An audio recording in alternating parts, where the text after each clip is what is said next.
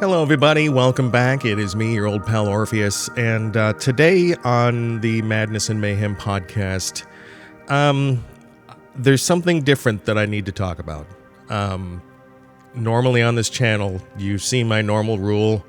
I never talk about anything that causes drama or controversy. I never talk about anything that, in the news, unless it's something like a giant asteroid coming at us, as I like to say, and that was actually in the news a couple months ago anyway. One of the things that I just refuse to cover is mainstream news, unless, as I've said before, it is something that is unavoidable. And what has taken place is unavoidable to talk about.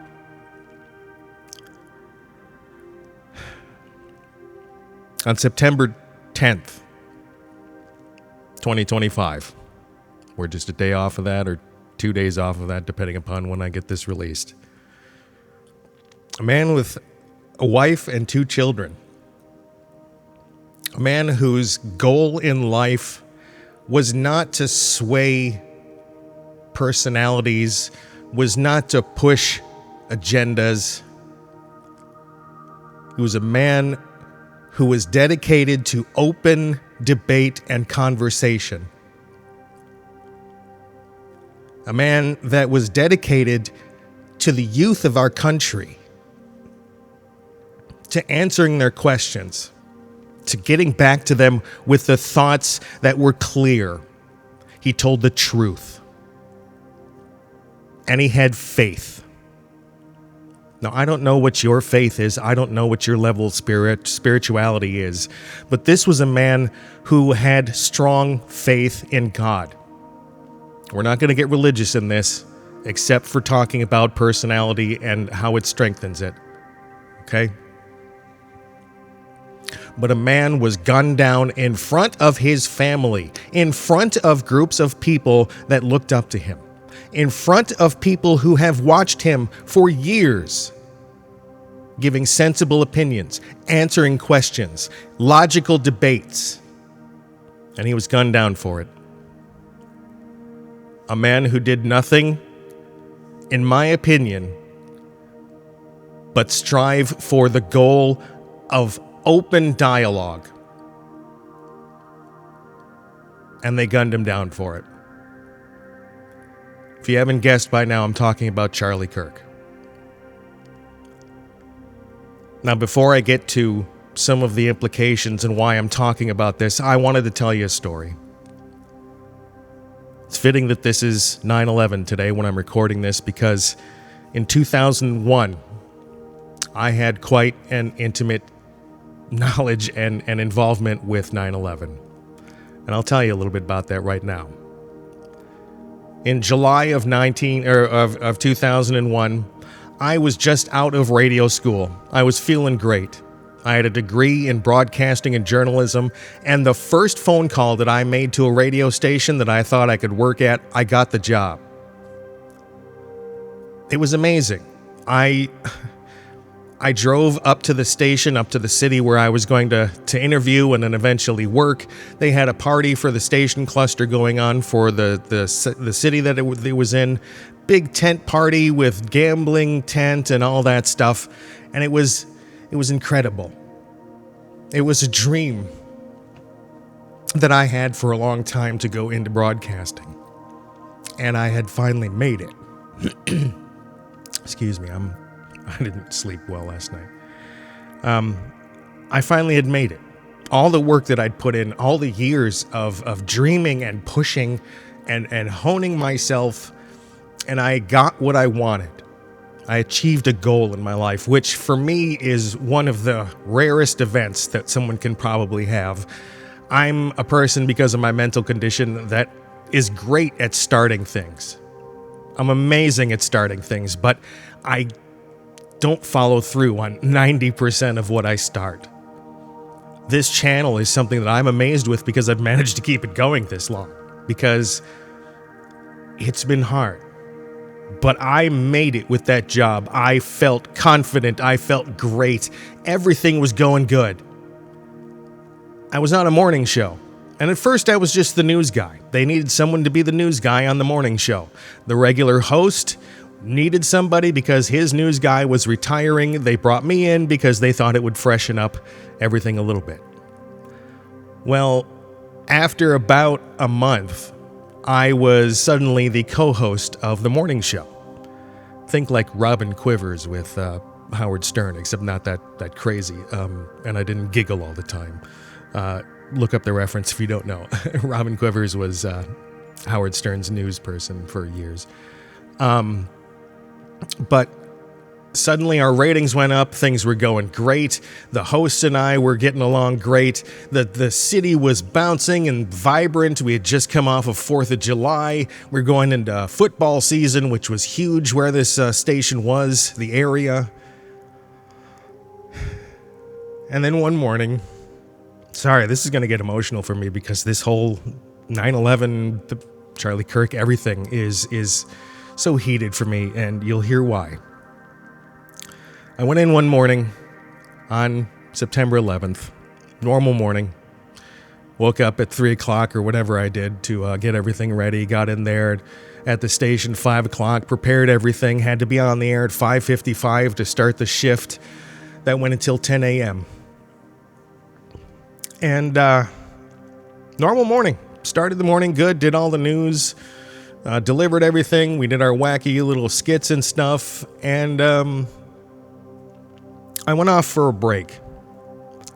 I drove back to my apartment, and I was only about 10 minutes away from the station, so I was grabbing a bite to eat, changing my clothes. I hadn't had time to dress fully. That's one of the things in radio you have as a privilege. You don't get seen, so you can wear whatever you want. And I had a pager at that point, no cell phone. And the pager went off, and it was the station.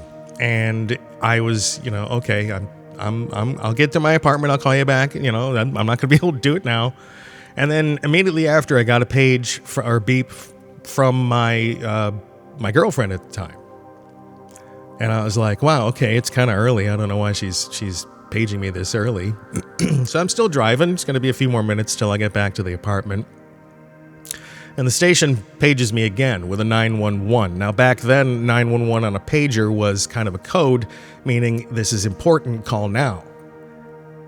And again, I was a few minutes away from my apartment, so I'm like, okay, well, put the pedal down a little more, get there a little faster. And my pager goes off again, and it's my girlfriend again, and a 911 on the end of hers. And so I'm thinking something bad happened. My girlfriend maybe called the station and told them that someone in my family had been hurt and they couldn't get a hold of me or whatever, right? So I go to my apartment, I pick up the phone, and of course my priorities were straight at that time as a younger man. I called my girlfriend first, had to, and she said, have you been watching TV? And I said, no, I've been on the air. And I took a break. And she says, turn on the TV. And I said, what channel? And the worst response that you can ever get to that is, it doesn't matter. I walked over to my television. I turned it on. And that first tower was smoking. And I immediately turned around, said, hun, I'll call you back. I called the station. They said, you got to get back here now. And I did. And I was in the conference room with everyone in the building, except for one of the people that was handling the afternoon shift at that point, or the after morning show shift. And we were all standing there, just kind of talking about what was happening. What do you think's happening? What do you think's going on? Hold on, I need a sip of my coffee. Sorry about that. But what's going on? We don't understand. And as we were watching the second plane hit. And we all kind of panicked. And especially me, though, because I kicked into news guy mode. And so I ran over to my newsroom. I started getting things off of the news wire. I started listening to the satellite feeds from the different news networks. And one of the things we had in my newsroom was some monitors that broadcast the live network TV streams. Not for live on the air, but these were B-roll, what's known as B-roll, or footage that was being sent in by different network cameramen and news teams, right? And they did that so the nightly news or newspapers or wherever could get content for their programs. And, you know, when you see a national news story and it had the same footage of some guy walking down the street that was on all the other nightly news, you know that they got that off the satellite. They do it completely different now, but it was an analog process back then. The TV that I had wasn't a TV, it was a monitor. Each of them was a monitor with buttons, and each of them, those buttons, was a different network's feed. And so, like most other radio stations in the country and TV stations, we suspended all of our regular programming and switched right to news. I was the only news person at that point. I hadn't had time to hire any staff under me. And then the third plane hit, and the fourth plane. And everything turned to chaos. Because suddenly we didn't know what was going on. We thought we were at war. We were being attacked. And so I sat at that news desk, and for the next 22 hours straight, I was on the air giving information and news. And it wasn't that I didn't want to keep going and there wasn't stuff to keep going with. I couldn't mentally and physically keep going. I had to pass it off to an intern in the station to read some of the news that I'd written. Because while delivering news basically around the clock with 5-minute breaks every half an hour or so, I had those screens, more than one, a foot away from my face on the right. Now, you may have seen footage of a couple people jumping out of those buildings. You might have seen a couple of photos. And today, it's just something you watch, right? It's just, oh, look, here's that clip of that guy jumping out of the building at 9/11. Those news feeds were from camera people at all different angles, covering that building from rooftops, from the ground, from the middle of buildings. There were people being interviewed as they were coming out of the buildings, the survivors, the first responders, the cops, the people who... I watched so many people jump out of those towers. But that's not the awful part. The awful part is watching each of them make the decision. When there's fire behind them and there's nothing in front of them except open air. And I saw so many people make that choice. That will never go away. And on that day, we were scared. We were so scared because we didn't know at first what was happening. It was a state of emergency. It was a national state of emergency. They grounded all flights. They started cracking down on communication lines and everything. And we knew there was an enemy, and we knew it was from somewhere else. We identified it quickly, that it was not in our country, that it was a foreign attack. And the country quickly polarized. We went into fight mode. Recruitments in the armed forces skyrocketed because we had to get them. Now, I don't care about what you think about what happened with 9/11. I don't care what conspiracy theories you think happened, or who did it, or why they did it. We all know the normal story, and that's the one that I go with. But having to see that for 22 hours straight scarred me. It changed the way that I was a broadcaster from that point on. It matured me by about a decade, and it aged me by about a decade too. We knew who the enemy was then. We knew where they were. We knew how to get them.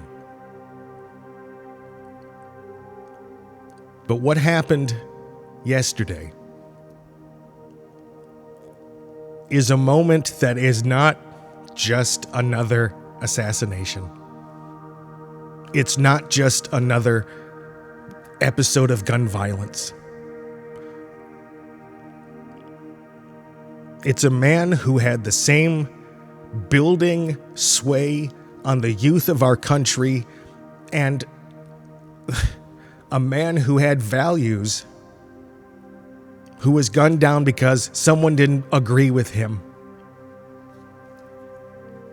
because someone didn't like the way that he talked, because someone didn't like the way that Charlie Kirk was touching the minds of young people in this country. And why do I compare this to 9/11? Why? Why did I spend the first 15 minutes of this podcast telling you about my experience with 9/11? Why? Not just because it is 9/11 when I'm recording this. Not because I have such strong feelings about what happened and I wanted to share those too, but because this draws a parallel with that. 9/11 was a terrorist attack. It was an attack that literally defined the terrorism in our country. We were afraid to go outside. We were afraid to fly. We were afraid to go to buildings. We were afraid to go to sporting events, to movies. But we knew who the enemy was. We knew where they were.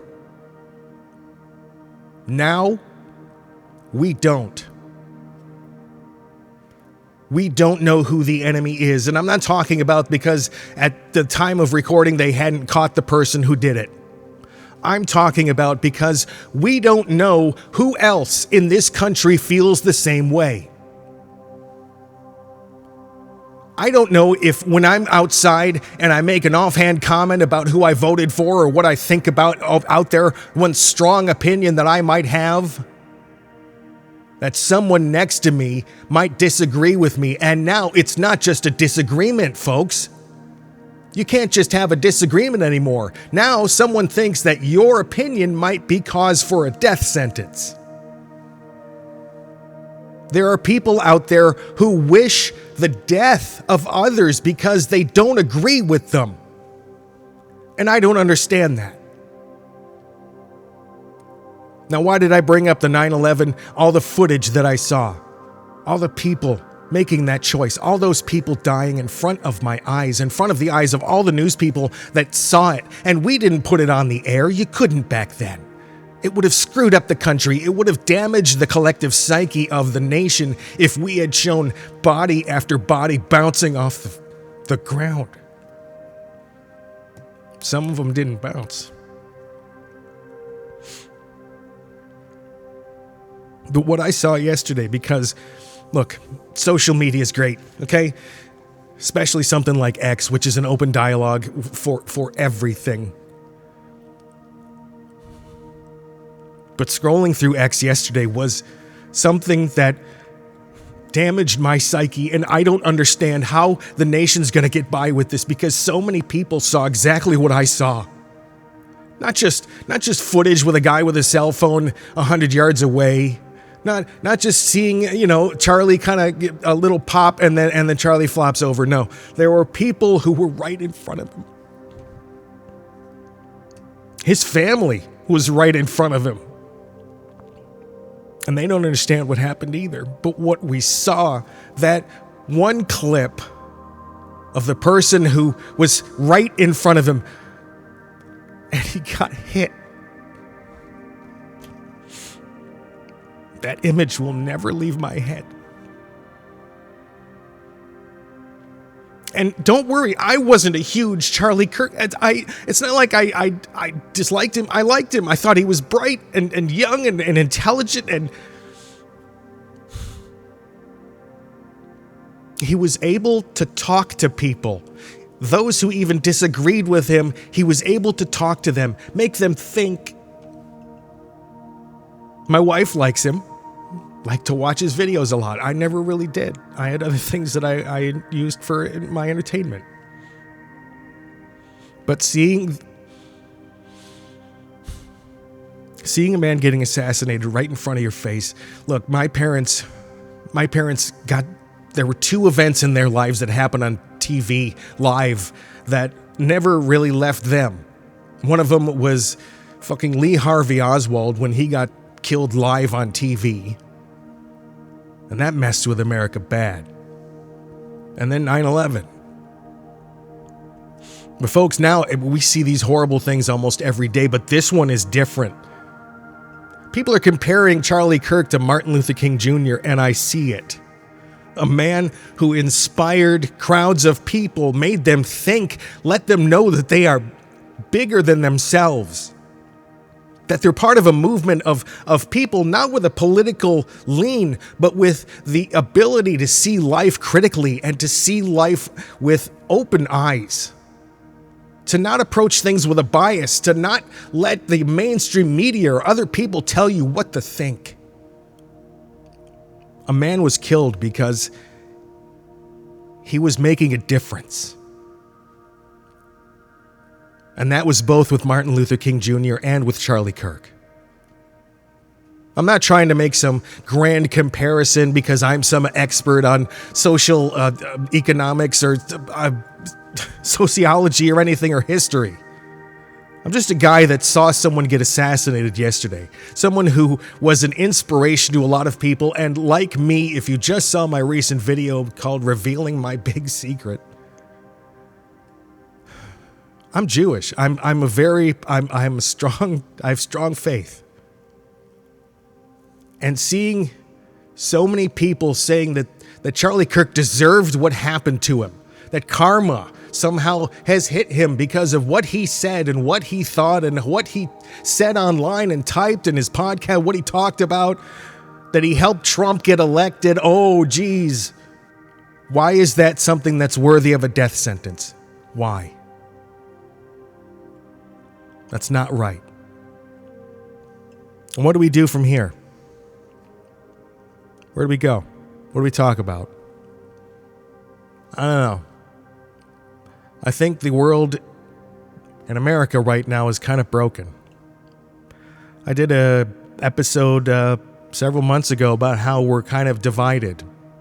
I've done an episode on why the news is so screwed up, and I didn't really talk about anything that polarizing in those. I made the decision to not talk about specifics. I did one on politics where I didn't talk about politics. But this has changed me. What happened to Charlie Kirk yesterday changed me. I'm never going to be the same. And if you're someone that saw it as well, you probably won't either.